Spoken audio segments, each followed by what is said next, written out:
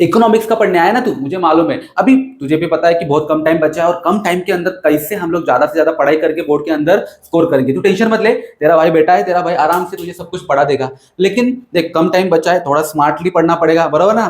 तो स्मार्टली पढ़ने की अगर शुरुआत करेंगे ना, तो हम लोग पहले समझेंगे भाई कि ये जो इकोनॉमिक सब्जेक्ट है, ये इकोनॉमिक सब्जेक्ट के अंदर टोटल कितने टॉपिक है और ईच एंड एवरी टॉपिक कितने मार्क्स के लिए आता है। क्यों? क्योंकि हम लोग को फिर उतना टॉपिक ही फोकस करके पढ़ना है। अब ये तो शुरुआत हो गई हमारी स्मार्टनेस की। अब दूसरा जो इंपॉर्टेंट चीज है ना, कि भाई हम लोग इकोनॉमिक्स का पेपर पैटर्न समझ लेते हैं। क्योंकि पेपर पैटर्न जैसे ही समझ में आ जाएगा ना, तो हम आराम से कौन सा क्वेश्चन कितने मार्क्स के लिए आएगा और क्यों कौन से नंबर पे आता है, वो हम लोग को एक बार पता चल गया ना भाई, तो फिर हम लोग को एकदम ईजी हो जाएगा पेपर लिखने के लिए। तो ब्रो हम लोग क्या करते हैं, मैं तुझे पढ़ाऊंगा ईच एंड एवरी टॉपिक और ईच एंड एवरी कंसेप्ट तेरे दिमाग के अंदर डालने की कोशिश करूंगा एकदम शॉर्टकट में। तो अभी हम लोग क्या करते हैं कि पहले समझ लेते हैं कि टोटल कितने टॉपिक्स हैं और ईच एंड एवरी टॉपिक कितने मार्क्स ले आता है। तो मान ले कि हमारे पास दिख रहे तो 10 टॉपिक, बराबर ना, लेकिन ये 11 टॉपिक है। क्यों? क्योंकि 3A और 3B ऐसे 2 टॉपिक एक्स्ट्रा है। ठीक है, तो देख अभी जो फर्स्ट टॉपिक है वो क्या है, introduction to micro and macro economics, वो आता है 7 मार्क्स के लिए। दूसरा टॉपिक है यूटिलिटी एनालिसिस, वो आता है 7 मार्क्स के लिए। तीसरा 3A ये है डिमांड एनालिसिस, वो आता है 8 मार्क्स के लिए।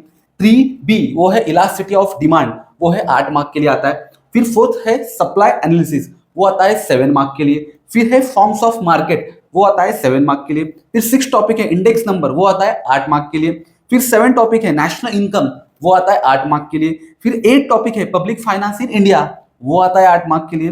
फिर जो 9वां टॉपिक है money market and capital market, वो आता है 8 मार्क्स के लिए। अगर तूने टॉपिक पढ़ लिया ना, तो एसपी के अंदर ना तुझे इस टॉपिक का बहुत हेल्प होने वाला है। ठीक है, और जो लास्ट टॉपिक है वो है फॉरेन ट्रेड इन इंडिया। तो फॉरेन ट्रेड इन इंडिया आता है 4 मार्क्स के लिए। तो हम लोग को ये पूरा समझ में क्या आया कि ये जो टोटल तुझे आने वाले हैं ये 10 नहीं 11 टॉपिक है। और 11 टॉपिक में से तुझे ज्यादा से ज्यादा देखा जाएगा तो chapter number 3A 3B, chapter number 6 7 8 और 9 इनके ऊपर ज्यादा फोकस करना है, क्योंकि वो 8-8 मार्क्स के लिए आने वाले हैं। और जो लास्ट वाला टॉपिक वो सिर्फ 4 मार्क्स के लिए आने वाला है। तो मेरे भाई तो ये जो हम लोग ने पढ़ा उसमें इतना तो फिक्स हो गया कि भाई कौन सा टॉपिक है, क्योंकि कुछ बच्चों को तो टॉपिक कौन से होते हैं वो भी मालूम नहीं है। तो ये जो मैं बना रहा हूँ वीडियो, इसके पीछे जो रीजन है कि भाई टोटल पहले कितने टॉपिक वो समझो और कौन सा टॉपिक कितने मार्क्स के लिए आता है वो समझो। समझ में आया ब्रो? तो चल ब्रो, अभी मैं तुझे chapter wise distribution of marks बता दिया हूँ। अब हम लोग नेक्स्ट स्टेप देखेंगे कि भाई साहब ये जो इकोनॉमिक्स का पेपर पैटर्न होता है वो कैसा आता है, मतलब पेपर के अंदर क्वेश्चन कौन से नंबर पे कौन सा पूछा जाएगा, short note, distinguish between, long answers, ये जितने भी क्वेश्चन है वो कहाँ पे कितने मार्क्स में पूछे जाएंगे वो समझ लेते हैं। ठीक है ब्रो, तो मैंने अभी तेरे सामने इकोनॉमिक का क्वेश्चन पेपर पैटर्न रखा हुआ है। वैसे तो तुझे मालूम है ना कि 100 मार्क्स का क्वेश्चन पेपर आता है, जिसमें से 35 मार्क्स तुझे पास होने के लिए चाहिए। 100 मार्क्स का नहीं आता है, 80 मार्क्स का आता है। हाँ, लेकिन 20 मार्क्स जो है ना वो तेरे कॉलेज के हाथ में। अब कुछ एकदम डेंजरस कॉलेज रहेंगे ना भाई साहब, तो वो लोग ना एबीटी नाम का एक टेस्ट रखते हैं। अब एबीटी नाम के टेस्ट का भी एक पेपर पैटर्न है, वो अगर तू वीडियो एंड तक देखेगा ना तो समझ में आ जाएगा, क्योंकि इस पेपर पैटर्न के बाद मैंने उस 20 मार्क्स के पेपर पैटर्न को भी बताया हुआ है। अब कुछ कॉलेज अगर बहुत ही प्यार करते हैं अपने स्टूडेंट से, तो जस्ट प्रोजेक्ट लेंगे या फिर ओरल लेंगे और मार्क्स दे देंगे, 20 में से 15-18 मार्क्स दे देंगे। और ये मार्क्स 20 में से 15 या 18 मिलना बहुत इंपॉर्टेंट है पासिंग के लिए और परसेंटेज को बढ़ाने के लिए। तो एंड तक वीडियो देख। हम लोग ये जो पेपर पैटर्न है उसको समझने के बाद हम लोग नेक्स्ट जो हमारा 20 मार्क्स का पेपर पैटर्न रहेगा एबीटी का, वो हम लोग समझेंगे। ठीक है, चल अभी हम लोग 80 मार्क्स का क्वेश्चन पेपर पैटर्न देखेंगे। तो तुझे 3 घंटा मिलेगा सॉल्व करने के लिए। और ये इकोनॉमिक का जो क्वेश्चन पेपर है ना भाई, बहुत लेंदी पेपर है, बहुत टाइम कंज्यूमिंग है, इसलिए फटाफट स्पीड में लिखना चाहिए पेपर, तभी जाके तुझे ठीक से पेपर पूरा कंप्लीट होने वाला है। ठीक है, तो चल मेरे भाई शुरू कर देते हैं पढ़ाई। अब देख भाई, क्वेश्चन नंबर 1 जो सबका फेवरेट आता है, क्या? Objective type question. Objective type question में ना तुझे 20 मार्क्स तो हाथ के है और ये मिलना ही चाहिए, क्योंकि तेरा वो जो कॉलेज से मार्क्स मिलेगा 15, अगर इसमें 20 में से 20 मिल गया ना मेरे भाई, तू पास है, तुझे कोई टेंशन लेने की जरूरत नहीं है। लेकिन अपने को स्कोर करने का है, ज्यादा परसेंटेज लाना है, बराबर ना। तो देख 20 मार्क्स के लिए आएगा तुझे टोटल 4 क्वेश्चन ऑब्जेक्टिव टाइप में आएंगे। अब ना ये 4 क्वेश्चन ना 8 टाइप ऑफ ऑप्शन में पूछे जाते हैं। तो ये देख, ये जितने भी तुझे दिख रहे हैं ना, ये सब 8 टाइप्स ऑफ ऑप्शन है। और ये 8 टाइप्स ऑफ ऑप्शन ना, जैसे कि ऑड वर्ड देख रहा है तू, या फिर फिल इन द ब्लैंक्स देख रहा है, या फिर जो भी अदर ऑप्शन देख रहा है, ये 8 ऑप्शन में से 4 ऑप्शन तुझे पूछेंगे। 1 मार्क के लिए एक ऑब्जेक्टिव आएगा, तो तुझे टोटल क्वेश्चन आएंगे 20 तो 20 में से 20 तुझे लिखने हैं और इसके क्वेश्चन एग्जाम में लिखना नहीं बैठना है, तुझे डायरेक्टली आंसर लिखना है। क्वेश्चन नंबर 1 डालना ए और डायरेक्टली आंसर लिखना है, ठीक है।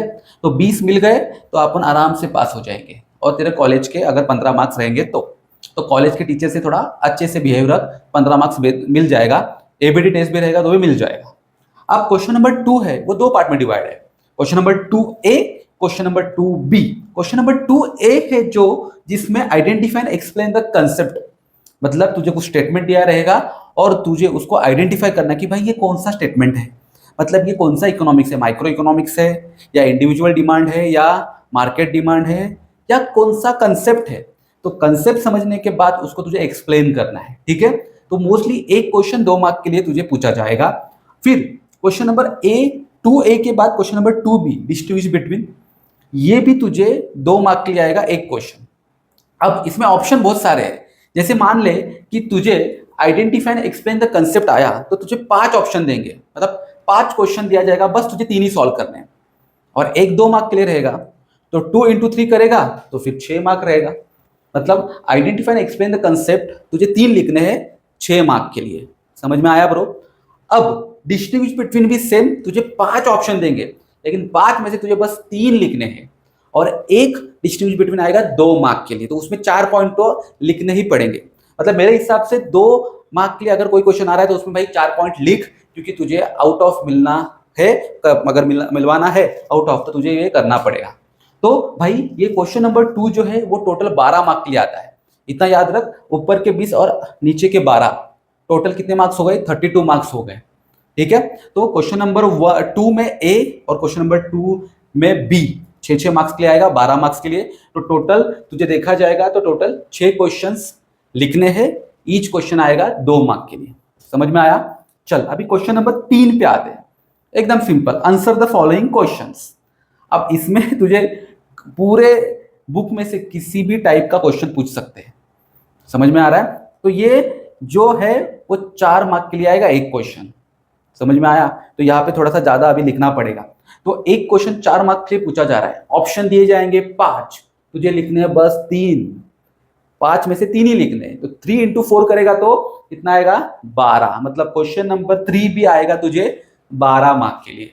तो भाई देख, ऊपर के 20, नीचे के 12 और 12, तो 32, 34 और 10, मतलब 44 मार्क्स हो गए क्वेश्चन नंबर 3 तक। तो क्वेश्चन नंबर 3 में मैं फिर से बता रहा हूं कि 12 मार्क के लिए आएगा और तुझे 5 में से 3 लिखने हैं, एक क्वेश्चन आएगा 4 मार्क के लिए। समझ में आया ब्रो? चल अभी क्वेश्चन नंबर 4 पे आते हैं, एकदम सबका फेवरेट हो सकता है अगर थोड़ा दिमाग लगाया तो। एग्री और डिसएग्री वाला क्वेश्चन आता है। अब इसमें कैसा होता है मालूम है क्या? इसमें ना एक स्टेटमेंट दिया रहेगा और तुझे बस बताना है एग्री है कि डिसएग्री है। बताना है मतलब सिर्फ ऐसा नहीं कि एग्री लिख दिया डिसएग्री लिख दिया, या ऐसा लिखेगा तो कुछ मार्क्स नहीं मिलेगा। तो अगर एग्री है उस स्टेटमेंट से तो क्यों एग्री है, उसका एग्जैक्ट रीजन बता। अगर डिसएग्री है तो क्यों डिसएग्री है, बराबर ना? दोस्ती में चलता है ना, भाई मैं तेरे से एग्री नहीं है, क्यों, ये कारण है, मैं तेरे साथ डिसएग्री है, तेरा तू साला हरामी है, फालतू है, लेकिन वो दोस्ती में चलता है। यहाँ पे तुझे क्या करना है, एग्री है तो एग्री क्यों है उसका प्रॉपरली एक्सप्लेनेशन लिखना है। तो ये जो एग्री डिसएग्री वाला क्वेश्चन है भाई, ये भी एक क्वेश्चन पूछा जाएगा 4 मार्क के लिए। वैसे तो तुझे यहाँ पे भी 5 ऑप्शन दिए रहेंगे, 5 में से तुझे बस 3 लिखने हैं, तो ईच क्वेश्चन आएगा 4 मार्क के लिए। तो ये भी क्वेश्चन आएगा 12 मार्क के लिए, एग्री डिसएग्री वाला। तो ये थोड़ा दिमाग मतलब खुद का ओपिनियन यहाँ पे लिखना है, जो भी तेरे पास नॉलेज रहेगा चैप्टर का, जो भी कंसेप्ट का नॉलेज है उसके हिसाब से तू लिख पाएगा। इसलिए थोड़ा इन डिटेल कंसेप्ट पढ़ना पड़ेगा, तभी जाके तू ये क्वेश्चन अच्छे से सॉल्व कर पाएगा। तो ये जो क्वेश्चन नंबर 4 है वो आने वाला है 12 मार्क के लिए। तो भाई देख, ऑप्शन रहेंगे 5, तुझे लिखने हैं 3, एक क्वेश्चन पूछा जाएगा 4 मार्क के लिए।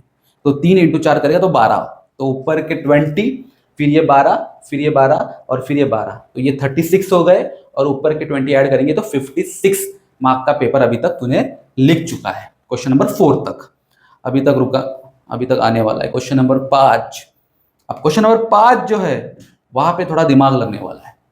इंडेक्स नंबर करके तुझे एक टॉपिक है, उसमें से ये क्वेश्चन पूछे जाते हैं और यहाँ पे बहुत दिमाग लगाना पड़ता है, क्योंकि हाँ इजी भी रहता है, क्योंकि इसमें देख ये क्वेश्चन नंबर 5 में तुझे एक टेबल दिया रहेगा, टेबल को स्टडी करो, या फिर एक कर्व दिया रहेगा, एक डायग्राम दिया रहेगा, उसको स्टडी करो, या फिर एक पैसेज दिया रहेगा उसको स्टडी करो। तो टेबल, डायग्राम, कर्व कुछ भी आ सकता है, या फिर ये सॉरी टेबल और डायग्राम या फिर पैसेज आएगा, इनके ऊपर क्वेश्चन पूछे जाएंगे, एकदम एक एक लाइन के क्वेश्चन रहेंगे, बस एकदम उसको आंसर लिखना है। स्टडी मतलब जितना भी डायग्राम है, जितना भी टेबल है, उसको ठीक से पढ़ना है, उसको स्टडी करना है, और फिर उसके बाद तुझे ईच एंड एवरी क्वेश्चन का आंसर लिखना है। लेकिन इतना इजी क्वेश्चन नहीं है, क्योंकि तुझे कंसेप्ट पता रहेंगे हर एक चैप्टर में से।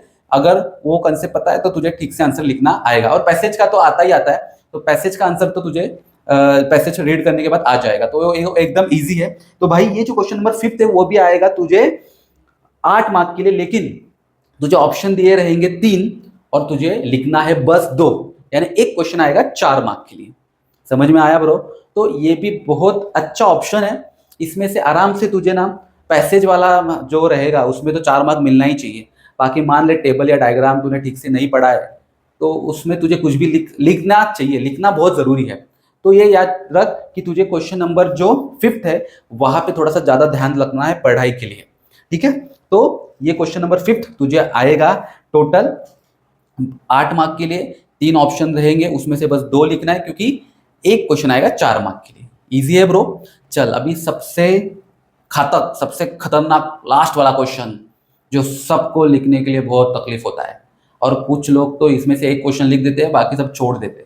लेकिन अपने को ऐसा नहीं करना है, अपने को बहुत अच्छा स्कोर करना है ना, तो ये क्वेश्चन दोनों के दोनों लिखने ही पड़ेंगे, क्योंकि यहाँ पे ये जो आंसर इन डिटेल वाला क्वेश्चन है ना भाई, ये तेरा ना जो पूरा पेपर का जो स्कोर है ना वो बढ़ाने का काम करेगा। क्यों? क्योंकि एक क्वेश्चन पूछा जाएगा 8 मार्क के लिए, और तुझे ऑप्शन दिए रहेंगे 3, तुझे लिखने हैं 2, यानी 16 मार्क का क्वेश्चन है क्वेश्चन नंबर 6। और इसमें अगर तूने स्किप कर दिया, क्वेश्चन नहीं लिखा, आंसर नहीं लिखा, तो भाई तेरा मार्क्स कम आएगा इकोनॉमिक्स के अंदर। इसलिए ये चीज याद रख, कुछ भी हो जाने दे, तुझे क्वेश्चन नंबर 6 पूरा 2 का 2, दोनों क्वेश्चन तुझे आना ही चाहिए। और ये कौन से क्वेश्चन आते हैं, कौन से इंपॉर्टेंट क्वेश्चन है, ये सब जैसे मैं चैप्टर वाले मेरे जितने भी वीडियो है ना उसमें मैं सब बता दूंगा कि भाई ये लॉन्ग आंसर वाला क्वेश्चन है जो 8 मार्क के लिए आएगा। तो जितने भी मेरे चैप्टर की पूरी सीरीज रहेगी उसको तू ईच एंड एवरी चैप्टर को ठीक से देख ले, देखने के बाद भी समझ में आएगा। समझ में आया? तो ब्रो ये जो मैंने अभी तुझे पेपर पैटर्न बताया, अगर इसमें कुछ तुझे डाउट आ रहा है तो कमेंट सेक्शन में मुझे तू बता दे, मैं आराम से तुझे रिप्लाई करूंगा। और अगर तुझे कुछ पर्सनल लेवल पे इन डिटेल में जानना है तो कोई बात नहीं, मेरा इंस्टाग्राम पे यशस्वी ट्यूटोरियल नाम का पेज है, वहां पे जा, मुझे फॉलो कर ले और वहां पे डीएम कर, मैं वहां पे तुझे रिप्लाई करूंगा, ठीक है?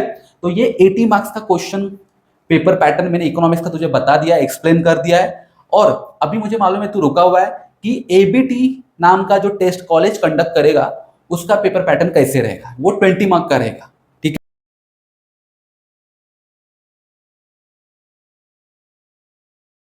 अभी मैंने तेरे सामने रख दिया है एप्लीकेशन बेस्ड टेस्ट पैटर्न, जो तेरा कॉलेज 20 मार्क देगा ना, वो देगा ओरल लेते वक्त। अब ओरल तो बस नाम के लिए है, बस तुझे जाना है कॉलेज के अंदर, और कुछ कॉलेज अगर सच में ये टेस्ट कंडक्ट करता है तो फिर इस तरीके का पेपर पैटर्न तुझे आने वाला है। एकदम ईजी है, 20 मार्क का पेपर रहेगा जिसमें 1 घंटा मिलेगा, 1 घंटे में लिखना है, बस ऑब्जेक्टिव टाइप क्वेश्चन ही है और एक सिचुएशन वाला क्वेश्चन है। देख फटाफट समझ लेते हैं। क्वेश्चन नंबर 1 आएगा choose the correct option, 4 mark के लिए। क्वेश्चन नंबर 2 आएगा फाइंड द ऑड वर्ड, ये बहुत इजी होता है, 4 मार्क के लिए आएगा। कंप्लीट द कोरिलेशन, इसमें थोड़ा दिमाग लगाना पड़ता है, 4 मार्क के लिए आएगा। गिव इकोनॉमिक टर्म, इसमें भी थोड़ा दिमाग लगाना पड़ेगा, थोड़ा दिमाग मतलब पूरा एंटायर सिलेबस में से क्वेश्चन आएगा ना। तो गिव इकोनॉमिक टर्म मतलब एक स्टेटमेंट पूछा जाएगा और तुझे इकोनॉमिक टर्म कौन सी है वो पूछी जाएगी। अब क्वेश्चन नंबर जो 5 है वो भी आएगा 4 मार्क के लिए, लेकिन इसमें थोड़ा सा खुद का ओपिनियन लिखना है। मतलब क्या, तुझे कोई तो 2 सिचुएशन दी जाएगी और उस सिचुएशन के हिसाब से तुझे खुद का ओपिनियन, मतलब तू क्या चाहता है उस पर्टिकुलर चीज के बारे में, क्या जानता है, वो तुझे लिखना पड़ेगा। मतलब ये हाथ का मार्क्स है, क्योंकि ये आएगा 4 मार्क के लिए, 2 सिचुएशन रहेगी। तो ये बहुत ही इजी पेपर पैटर्न दिया रहेगा कॉलेज की तरफ से। अब जो कॉलेज ओरल के वक्त एबीटी नाम का टेस्ट कंडक्ट करेगी तब वो इस तरीके का पेपर पैटर्न मतलब दे सकती है। और कुछ कॉलेज के बच्चे अगर लकी रहेंगे, अगर मुझे नहीं मालूम तो कौन से कॉलेज का है, अगर तू मुंबई के अंदर कॉलेज में कोई पढ़ रहा है तो मुझे बता अपने यूट्यूब पे कमेंट करके, मैं बता दूंगा कि वो कॉलेज करेगा कि नहीं करेगा, या फिर प्रोजेक्ट लेके या फिर नाम का ओरल लेके 20 में से 18 या 15 मार्क दे देगा।